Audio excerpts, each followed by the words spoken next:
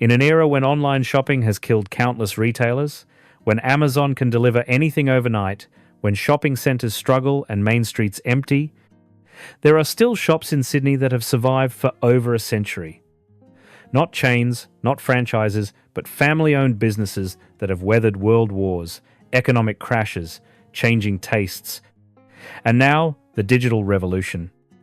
These aren't museum pieces or tourist traps, they're working shops, selling real goods, serving real customers, doing business the way they have for generations. Today, we're visiting 8 of the oldest stores in Sydney that have survived the digital age, and what their persistence tells us about resilience, adaptation, and what actually keeps a business alive when everything around you changes. Number 1. Strand Hatters, since 1904. And here's perhaps the most improbable survivor, Strand Hatters, selling hats since 1904, through an era when every man wore hats, through the decades when hats completely disappeared, and into the modern era when almost nobody wears them. Over 120 years of selling something that became culturally obsolete, yet they're still here. The shop in the Strand arcade is a time capsule, wooden cabinets, vintage mirrors, hundreds of hats displayed like they were in the early 20th century. The staff are experts, able to measure your head properly, recommend the right style for your face shape, explain the difference between fur felt and wool felt. They've survived by becoming specialists rather than generalists. They don't sell baseball caps, they sell akubras, panamas, fedoras, and quality headwear that lasts decades. Their customers are men who wear proper hats, older gentlemen maintaining tradition, younger men wanting something special, people who understand quality. The shop has adapted by expanding into women's hats, racing fascinators, and special occasion headwear.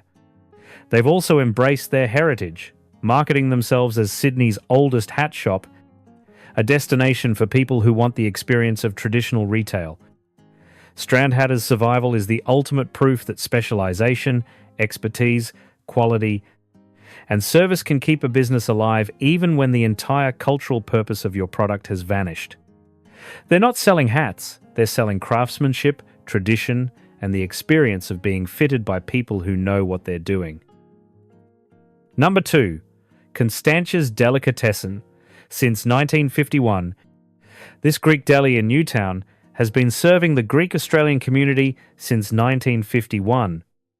Over 70 years of selling feta, olives, filo pastry, and specialty Greek products, through every wave of competition from supermarkets to online grocers, yet it survives, thrives even. The deli is cramped, old-fashioned, with products stacked high and the smell of cheese and olives filling the air. The owners know regulars by name, know their families, remember what they usually buy. It's shopping as social interaction, as community maintenance. They've survived because they serve a community that values authenticity, quality, and connection. You can buy feta at Coles, but is it the right feta? Does Coles stock the specific Greek olives your grandmother used? Can you speak Greek with the staff? Constantia's offers all that. The business has adapted by expanding into prepared foods, moussaka, spanakopita, pastries made on site using traditional recipes. They've become not just a grocery but a kitchen, feeding the community, maintaining traditions, keeping culture alive through food. Constantia's survival demonstrates that community-based retail, particularly food retail serving specific cultural groups, will always have a place. They're selling more than products, they're selling memory, tradition, and belonging. That's competition proof. Number 3. The Italian Forum, since 1988. This Leichhardt shopping complex has been the heart of Sydney's Italian community since 1988. It's not a single shop, but a collection of Italian specialty stores, deli, bakery, gelateria, homewares that have survived by serving community, not just customers. The Forum is where Italian Australians come to buy proper ingredients, speak Italian, connect with their culture. The Salameria sells prosciutto sliced by hand, the bakery makes traditional bread, the coffee bar serves espresso made properly.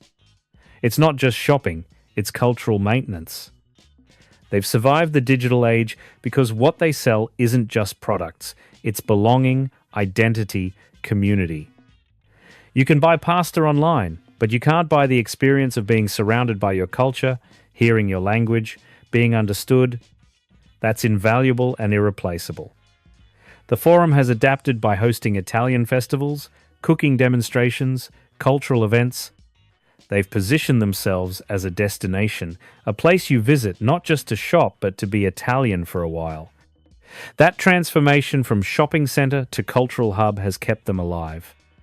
Their survival proves that retail serving specific cultural communities can thrive because they're providing something beyond commerce. They're providing home, identity, and connection that online shopping can never replicate. What cultural or community shops do you still visit despite online options? Number 4. William Street Antiques. Since 1958, this Paddington antique shop has been dealing in fine antiques and collectibles since 1958. Antiques seem like the perfect online category, specialized buyers, rare items, global market. Yet William Street Antiques survives by being stubbornly physical, traditional, relationship-based. The shop is packed with Georgian furniture, Victorian silver, rare ceramics, paintings, and objects that cost thousands or tens of thousands. Serious collectors come to see, touch, verify authenticity, and build relationships with dealers who know provenance and history. Antiques dealing is built on trust and expertise. Online, you can fake provenance, misrepresent condition, sell reproductions as originals. In person, with a dealer who has decades of reputation, you're buying certainty. William Street Antiques has built trust over 60 plus years, and that trust is worth more than convenience. They've adapted by developing relationships with interior designers, estate lawyers, and wealthy collectors. They source items for specific clients, authenticate pieces, and provide expertise that online dealers can't match. Their business is as much about knowledge and trust as about objects. The survival of William Street Antiques shows that in categories where authenticity, quality, and expertise matter more than price, physical shops with established reputations will always have customers willing to pay for certainty over convenience. Number 5. Essential Ingredient. Since 1997, Essential Ingredient in various Sydney locations has been selling specialist cooking equipment and ingredients since 1997. They survived the complete dominance of online kitchen suppliers by becoming more than just a shop. They're a cooking school, a community hub, a destination for serious home cooks. The stores are beautiful, gleaming cookware, specialty ingredients you can't find in supermarkets, fresh spices, artisan oils, professional chef equipment. But what sets them apart is the classes. Knife skills, pasta making, French pastry, Thai cooking taught by professional chefs in kitchens attached to the shops. They understood early that retail needed to become experiential. Selling a pan is a transaction. Teaching someone to cook and selling them the equipment they need is a relationship. Their customers don't just shop there, they learn there. They become part of a community of people who care about cooking. The staff are trained cooks who can recommend the right pan for the job, explain why Japanese knives differ from German ones, suggest substitutes for obscure ingredients. That expertise turns transactions into consultations, making the shop valuable beyond mere product access. Essential Ingredient proves that even in categories with massive online competition, physical retail can thrive by adding experience, education, and community. They sell products, but they sell knowledge and belonging more. Number 6. Alexander's Tailors. Since 1927, Alexander's in the Queen Victoria Building has been making custom suits since 1927. Nearly a century of tailoring through eras when every man wore suits, through casual dress codes, through fast fashion, and into the digital age where you can order suits online. Yet they're busier than ever. The shop is traditional fabric samples everywhere, measuring tapes, pattern pieces, the sound of scissors cutting cloth. The tailors are master craftsmen, Some trained overseas in traditional European methods, others trained here over decades. They measure you properly, discuss your needs, recommend fabrics, and create suits that actually fit your body. Custom tailoring survived the digital age because you simply cannot replicate it online. Algorithm-generated measurements don't work. Mass-produced suits don't fit properly. Men who need to look sharp, lawyers, executives, grooms, come to Alexander's because they understand that a properly fitted suit makes a difference. The business adapted by expanding into women's tailoring, offering alteration services, and maintaining relationships with corporate clients. They also educate customers about quality, about why hand-stitching matters, about the difference between fused and canvassed construction. That knowledge transfer builds loyalty. Alexander's survival demonstrates that craftsmanship and customization will always have value. You can buy a suit online, but you can't get a suit made for you online. That distinction keeps them alive and thriving nearly a century after opening. Number 7.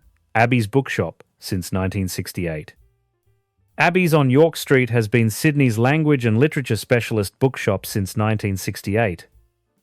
They focus on linguistics, foreign languages, dictionaries, and literary criticism, another impossibly niche category that should have died with online shopping. Yet they're still here, still thriving. The shop is maze-like, with sections for every imaginable language. Mandarin textbooks, Arabic dictionaries, obscure linguistics journals, literary theory that makes your head hurt. The staff are often polyglots themselves, able to help you find exactly the right resource for learning Czech or understanding post-structuralist literary theory. University students and academics keep them alive. When you're studying a specific language or researching a particular literary theory, you need specialist stock and expert advice. Abbey's has both. They understand their market isn't casual readers but serious students and researchers who need specialized materials. They've adapted by hosting language exchange events, author talks with literary critics, and maintaining relationships with universities.